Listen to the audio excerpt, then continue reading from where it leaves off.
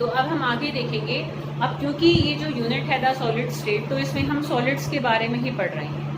अब सोचो कि एमरफस सॉलिड्स में तो इरेगुलर अरेंजमेंट होती है। अब हम इरेगुलरिटी को तो स्टडी करेंगे नहीं भाई, जिसमें कोई मतलब अरेंजमेंट ही नहीं है तो उसको हम क्या स्टडी करेंगे। तो इस यूनिट में आगे जो अब हम जो कुछ भी पढ़ेंगे वो हम किसके बारे में पढ़ेंगे, क्रिस्टलाइन सॉलिड के बारे में ही पढ़ेंगे। मतलब एक रेगुलर पैटर्न को ही तो स्टडी करा जा सकता है, इरेगुलरिटी को क्या स्टडी करना, उसमें तो कुछ है ही नहीं स्टडी करने के लिए। ठीक है, तो अब हम आगे इस यूनिट को क्रिस्टलाइन सॉलिड से ही कंटिन्यू करेंगे। देखो कहाँ कहाँ तक हम आगे इसमें जाएंगे। तो सबसे पहले हम टाइप्स ऑफ क्रिस्टलाइन सॉलिड्स ही देखेंगे। Crystalline solids are further divided into 4 classes. ठीक है, तो 4 क्लासेस क्रिस्टलाइन सॉलिड्स के कौन कौन से, देखो बच्चों।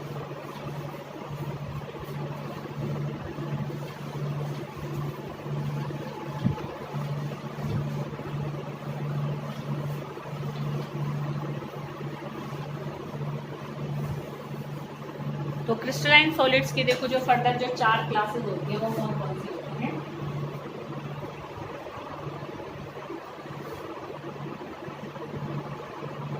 देखो एक होती हैं बेटा मॉलिक्यूलर सॉलिड्स,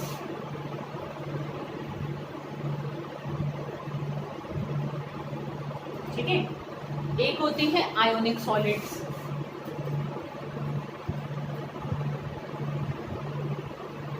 एक होती हैं मेटेलिक सॉलिड्स,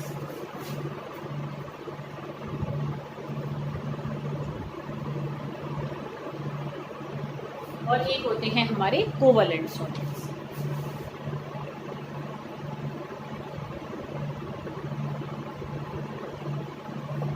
ठीक है, तो इसमें हम एक पॉइंट उठाएंगे और उसका ही एक तरीके से डिफरेंस चारों के लिए देखते चलेंगे। जैसे मैंने नोट्स में ना यहाँ फर्दर एक और ऐसे हेडिंग बना रखी है पॉइंट्स के लिए। जैसे पहले है अबाउट द कंस्टिट्यूएंट पार्टिकल्स, मतलब किन कणों से मिलकर ये सॉलिड बने हुए हैं। तो ये थोड़ा नाम से तुम्हें समझ में आ रहा होगा कि मॉलिक्यूलर सॉलिड्स बेसिकली किससे मिलकर बनते हैं, मॉलिक्यूल से ही मिलकर बनते हैं। बट मॉलिक्यूलर सॉलिड्स को हम फर्दर 3 क्लासेस में बांट देते हैं। ठीक है, इसके अंदर फर्दर 3 क्लासेस बनती हैं। एक हमारे होते हैं नॉन पोलर, एक होती है पोलर, और एक होते हैं हाइड्रोजन बॉन्डेड। अब पोलर, नॉन पोलर, अब जिन्होंने स्टेट्स ऑफ मैटर को अच्छे से पढ़ा है 11th में, तो वहाँ मैंने शुरू में तुम्हें इंट्रामोलिकुलर फोर्सेस कराई थी कई तरीके की। अब निशा तुम इस बात पर ध्यान देना, तुम्हें लगता था ना थोड़ा कि 11th में चलो ऐसे पढ़ लेती हूँ, तो बेटा 11th बेस है। अगर जिसने 11th अच्छे से पढ़ी है उसकी 12th अपने आप ही अच्छी तरह से।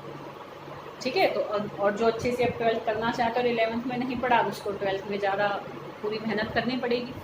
ठीक है, चलो ट्राई करती हूँ मैं, निशा तुम्हें भी आ जाए समझ में।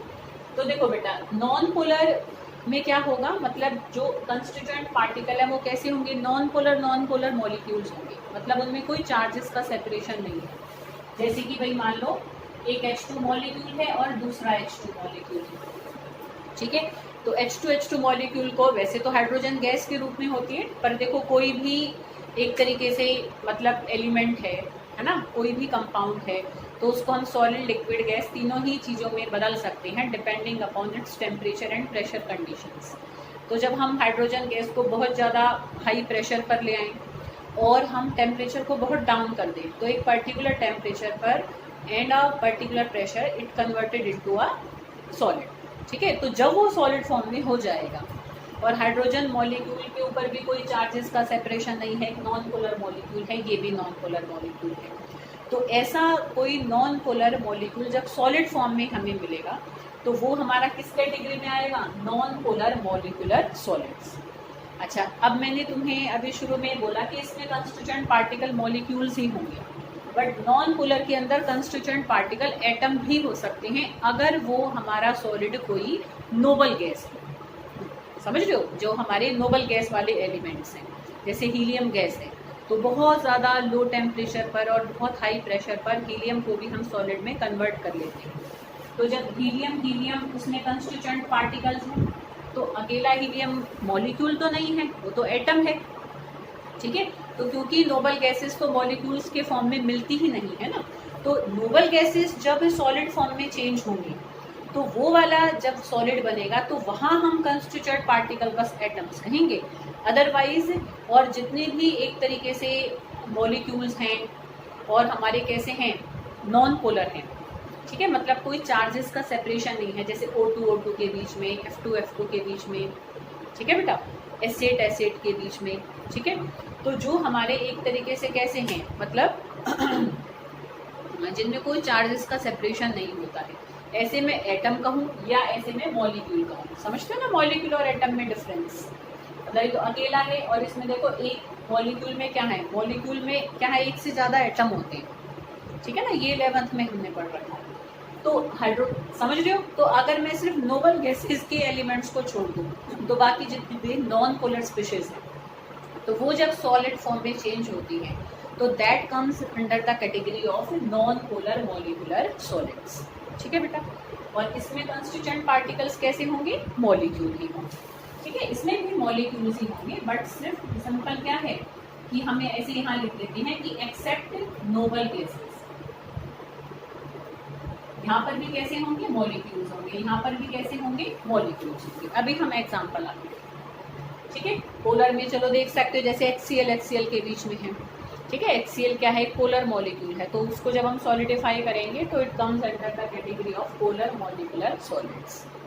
आयनिक सॉलिड्स में क्या होंगे, आयन्स होंगे, जैसे कि सोडियम क्लोराइड है, मैग्नीशियम क्लोराइड है ना, मैग्नीशियम ऑक्साइड है, कैल्शियम क्लोराइड है, तो जिसमें आयन्स होते हैं, कैटायन और एनायन एक तरीके से यहाँ पर कंस्टिट्यूएंट पार्टिकल्स होंगे। मेटेलिक सॉलिड्स में कंस्टिट्यूएंट पार्टिकल्स क्या होंगे, ध्यान करो, शायद मैं तुम्हें 11th में भी बताया है कि मेटल को हम ऐसे भी कंसिडर करके चलते हैं बेटा कि मेटल क्या है, जैसे कि भाई मान लो सोडियम का पीस है मेरे पास, तो मेटल्स होते ही वो हैं जिनकी आयनाइजेशन एनर्जी बहुत ज़्यादा लो होती है, they have the low ionisation energy. तो उनमें क्या होता है कि जो उनके आउटर मोस्ट इलेक्ट्रॉन होते हैं अपने एटम में से थोड़े से बाहर निकले रहते हैं, पूरे पीस में से बाहर नहीं निकलते। जैसे कि ये सोडियम एटम है तो इसका इलेक्ट्रॉन थोड़ा सा ही बाहर निकल गया, ऐसे मान लो इस पीस के अंदर 4 सोडियम के एटम हैं तो चारों ऐसे एग्जिस्ट कर रहे होंगे उस पीस में, ठीक है, उनका आउटर मोस्ट इलेक्ट्रॉन थोड़ा बाहर रहता है, तो ये जो पॉजिटिव कोर पीछे छूटती है इनको हम कर्नेल्स कहते हैं। और ये इलेक्ट्रॉन क्या है, अगर इस कर्नेल से अट्रैक्ट करे तो कभी अट्रैक्ट होकर इसके पास आ जाता है, तो these electrons are basically mobile in this piece, ठीक है, that's why they are called mobile electrons. तो इन इलेक्ट्रॉन्स को हम क्या कहते हैं, चलो यहाँ भी तो मैं यहाँ लिख देती हूँ, इनको हम मोबाइल इलेक्ट्रॉन्स कहते हैं। क्योंकि ये इलेक्ट्रॉन्स हमारे घूम रहे हैं इसलिए मेटल कैसा होता है, it is a good conductor of electricity, क्योंकि इसमें मूविंग चार्ज्ड पार्टिकल्स हैं, कर्नेल्स नहीं मूव कर रहे हैं, वो हैवी है, but electrons are moving in that particular piece attracted either by one kernel और बाय अनदर कर्नेल, तो उसी में ही ये घूमते रहती है। तो मेटल में हम क्या कहेंगे, कंस्टिट्यूएंट पार्टिकल क्या होंगे, कर्नेल्स एंड मोबाइल इलेक्ट्रॉन्स। और जो कोवेलेंट सॉलिड्स है उसमें कंस्टिट्यूएंट पार्टिकल्स एटम्स होते हैं, ठीक है, जैसे कि डायमंड है, ग्रेफाइट है, ठीक है, सिलिकॉन कार्बाइड है, एल्यूमिनियम नाइट्राइड है, तो उसमें सब में क्या है, मतलब एटम एटम मिलकर ही कोवेलेंट सॉलिड्स बनाते हैं, ठीक है। तो ये इनमें पहला पॉइंट हुआ, मतलब मेन पॉइंट एक दो ही हैं, एक कंस्टिट्यूएंट पार्टिकल्स का हमने देखे, यहाँ मॉलिक्यूल्स हैं, सिर्फ इसके अंदर अगर नोबल गैस है तो एटम है, यहाँ पर आयन्स हैं, यहाँ पर कर्नेल और मोबाइल इलेक्ट्रॉन्स हैं और यहाँ पर एटम्स हैं। अब हम इंटरमॉलिक्यूलर फोर्स देखें, मतलब कौन सी ताकत ने इन सॉलिड्स के अंदर कणों को बांध रखा है आपस में एक दूसरे से। तो नॉन पोलर, कोई भी नॉन पोलर स्पीशीज होती है तो तुम्हें ध्यान होगा 11th में, तो नॉन पोलर के बीच में सिंपल एक ही इंटरेक्शंस पॉसिबल होती है, दैट इज डिस्पर्शन फोर्सेज और लंडन फोर्सेज, मतलब weakest forces which can be possible among any type of particles, ठीक है। तो वहाँ क्योंकि कोई चार्जेस का सेपरेशन नहीं है तो कोई कुछ और है ही नहीं उनको एक दूसरे को अट्रैक्शन देने के लिए, तो यहाँ पर सबसे वीकेस्ट फोर्सेज जो होती हैं वो कौन सी होती है, वो हमने पढ़ा था 11th में, वो होती है लंडन फोर्सेज या हम उनको डिस्पर्शन फोर्सेज भी कहते हैं, तो इसमें वो और पोलर स्पीशीज के बीच में जो इंटरेक्शंस होती हैं वो क्या होती हैं, एक तरीके से डाइपोल इंटरेक्शंस होती हैं, क्योंकि एक पोलर जो मॉलिक्यूल होता है उसमें एक डाइपोल, मतलब क्या है, डाइपोल एग्जिस्ट करता है, है ना, इसमें चार्ज पोल होते हैं तो एक डाइपोल उसमें बन जाता है, ठीक है। तो polar molecule, polar polar species के बीच में जो इंटरेक्शन होती है वो कैसी होती है, dipole dipole interactions. Hydrogen bonded नाम से ही तुम्हें क्लियर हो रहा होगा। तो यहाँ पर हमारी जो फोर्स ऑफ अट्रैक्शन है दैट इज हाइड्रोजन बॉन्डिंग। उसको खूब डिटेल में हमने 11th में करा था। तो जैसे कि आइस है, मतलब समझ लो ना, सॉलिड फॉर्म में तो हम उसको आइस ही कहेंगे, ठीक है। अमोनिया को सॉलिड में बदल दो, HF को सॉलिड में बदल दो, ठीक है बेटा। तो हाइड्रोजन बॉन्डिंग तुम्हें ध्यान होगा कि जब नाइट्रोजन, ऑक्सीजन और फ्लोरीन हाईली इलेक्ट्रोनेगेटिव एटम जब हाइड्रोजन के साथ बन जाते हैं तो तभी हमें क्या मिलेगी, हाइड्रोजन बॉन्डिंग मिलती है, ठीक है। हाँ, हमने डिटेल में किया था। तो बेसिकली यहाँ पर फोर्स ऑफ इंटरेक्शन क्या होगी, हाइड्रोजन बॉन्डिंग, ठीक है। नाम में ही आ रहा है इसके। आयनिक सॉलिड्स में क्या होगी, आयोनिक बॉन्ड। मेटेलिक सॉलिड्स में क्या होगी, मेटेलिक बॉन्ड। कोवलेंट सॉलिड्स में क्या होगी, कोवलेंट बॉन्ड, ठीक है। तो ये इनमें क्या है, इंटरेक्शन का पॉइंट है।